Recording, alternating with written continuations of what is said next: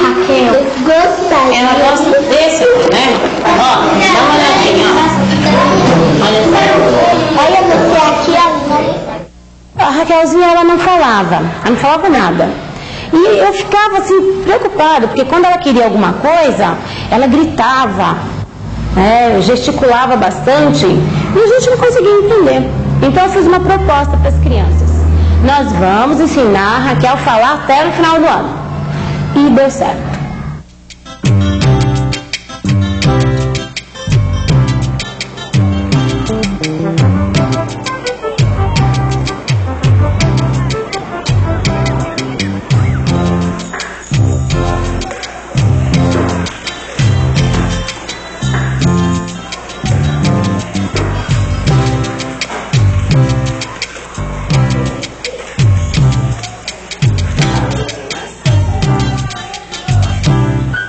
As pessoas como eu, que desafiam a deficiência mental, aprendem a conviver com as inseguranças das pessoas.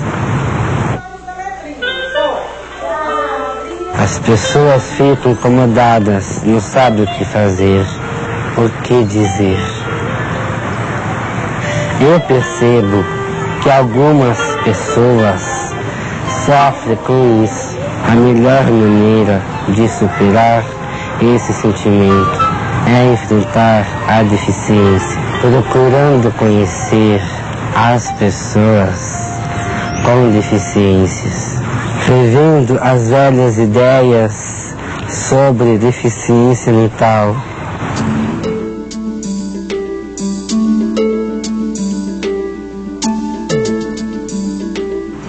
Uma pessoa deficiente mental é diferente. Seu lado intelectual é afetado. Não existe cura porque a deficiência mental não é doença. Mas a gente tem a capacidade de aprender. Deficientes mentais demoram um pouco mais para aprender. Mas a gente gosta de aprender. E de preferência com as outras pessoas. E a gente espera sempre a criança normal, né?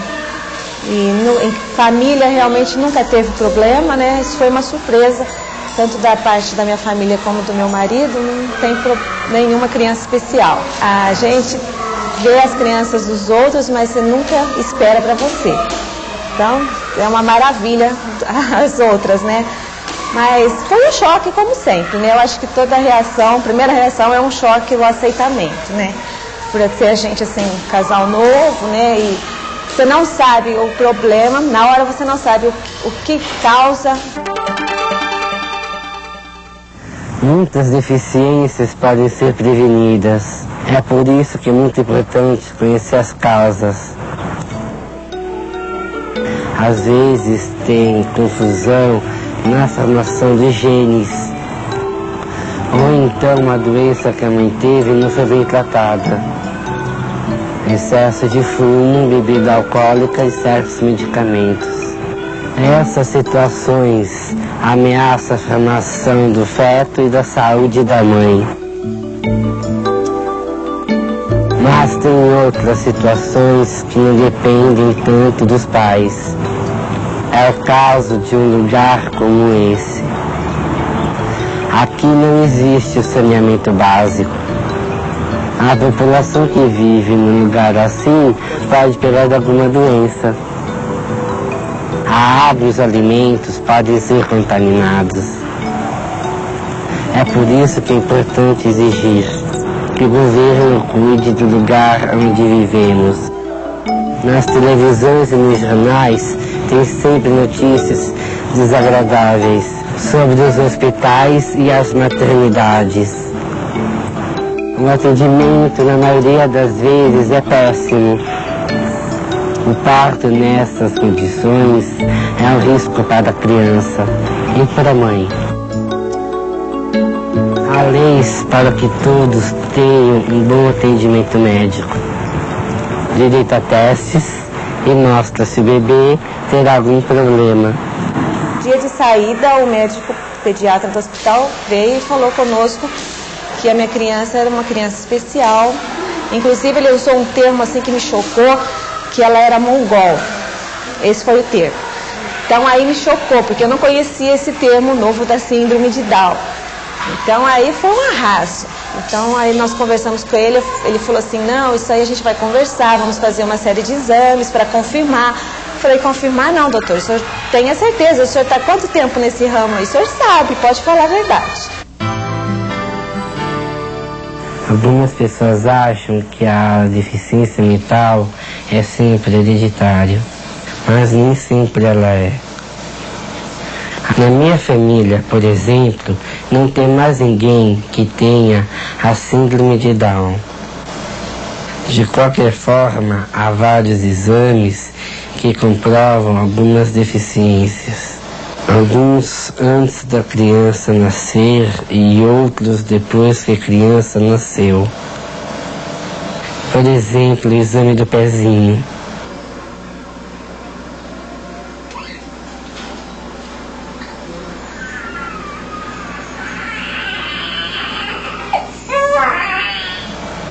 Ele comprova se o bebê pode ter algum tipo de problema.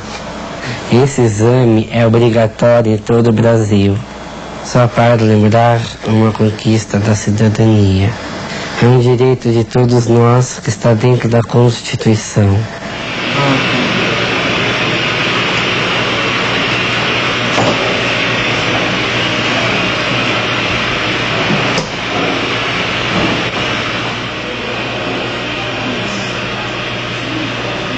A criança tem algum atraso, esse atraso tem que ser detectado o mais precoce possível. Quer dizer, a partir do momento que a gente percebe esse atraso, a gente já inicia um processo de avaliação para ter a certeza, confirmar se existe realmente atraso nessa área e aí prioriza o atendimento nessa área. Com isso, os pais são orientados a como estimular, como proceder com as crianças e, se houver a indicação, até um atendimento específico naquela área. E a gente tem medo do que você não conhece. E como eu não conhecia o que era a síndrome, realmente no começo eu fiquei com muito medo. E você, quando você tem medo da coisa, você até às vezes tenta se afastar um pouco, né? Mas depois eu vi que não era bem por esse lado, que a gente tinha aqui a luta. Os pesquisadores da deficiência mental observaram um fato curioso. Em comunidades com pouca competição e exigências, a aceitação de deficientes é mais fácil. A integração dos deficientes nesses lugares é natural. Eles conseguem aprender e se desenvolvem, e conseguem se relacionar com os outros.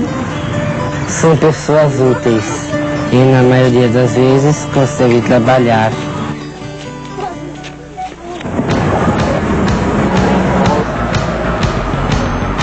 Eu acho que no dia a dia as pessoas andam competindo por tudo. A cobrança de desempenho é muito alta num lugar assim. Às vezes os deficientes não conseguem acompanhar o ritmo e acabam sendo excluídos. A metade das pessoas com alguma deficiência são consideradas deficientes mentais. São 7.500.000 pessoas aqui no Brasil. É a metade da população da cidade de São Paulo. O grau de deficiência de cada pessoa não é o mesmo. A capacidade de aprendizagem também não é igual.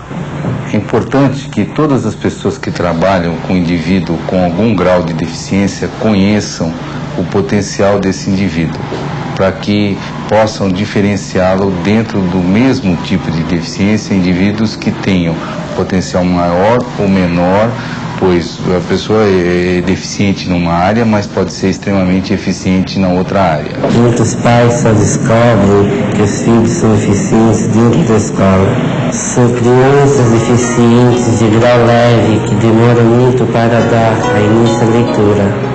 Elas têm dificuldade de escrever, de fazer contas, Elas não conseguem acompanhar os outros alunos. A professora desconfia e aí ela chama os pais. É por isso que muitas pessoas trabalham muito com pessoas deficientes. E agora o número 6? Cadê ele? Cadê o número 6, hein, Tainá? O 6, não é o 2 que você quer, o 6. Isso! Muito bem, traz aqui. Ótimo! Eu mesmo me lembro de quando eu estudava aqui nessa escola. As classes têm poucos alunos. Os professores são profissionais e especializados no ramo da deficiência mental. Nem a criança com deficiência mental está preparada para a escola e a escola também não está preparada para atender essa criança. Mas, lamentavelmente, a nossa estrutura educacional ainda não está preparada para dar para o aluno especial, principalmente o aluno com deficiência mental, o atendimento que ele precisa numa classe do ensino regular. 3, 7 e no cérebro. Vamos procurar com 3? Qual que você acha que tem 3? Vai. Eu acho que todas as escolas deveriam aceitar alunos deficientes e não deficientes dentro de uma mesma classe. Alguns deficientes mentais iam achar difícil estudar com pessoas não deficientes. Eu acho que a maioria não teria problemas de se adaptar. A gente também começou a refletir sobre a nossa visão. Eu acho que houve um crescimento, como eu já disse para você, em relação à nossa visão. E nas discussões a gente viu que nós também víamos a criança preocupados apenas em estar trabalhando as dificuldades das crianças que vinham para cá, sabe? E esquecíamos do potencial dela. Que hoje, com essa integração, a gente está mais preocupado com o potencial, com o que ela é capaz, sabe? Então a gente dava acima de técnico mesmo, né? A criança chegava, a gente avaliava, não, ela tem dificuldade nessa área, naquela área, sabe? E ficava só nisso, a gente esquecia de ver o potencial delas, sabe? Então foi uma das coisas que nós mudamos, sabe? E com a ida dessas crianças para a escola, sabe? As dificuldades acho que ficaram pequenas lá. Sabe?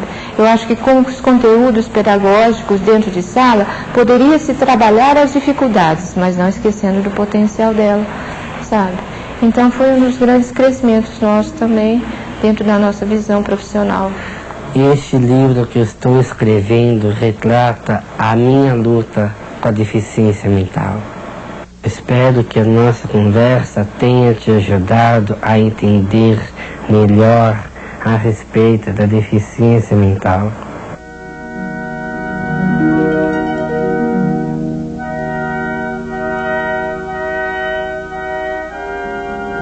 Procurar em cada um a eficiência dentro da deficiência.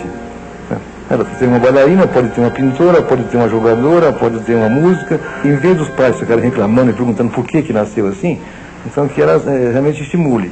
E com certeza vão ter muitas Alines por aí. Eu acho que a gente deve fazer de tudo para procurar mesmo integrá-los na sociedade. Não é criá-los para a gente, não. É para a sociedade. Porque aí eles convivem na sociedade. Senão eles fazem um mundinho deles.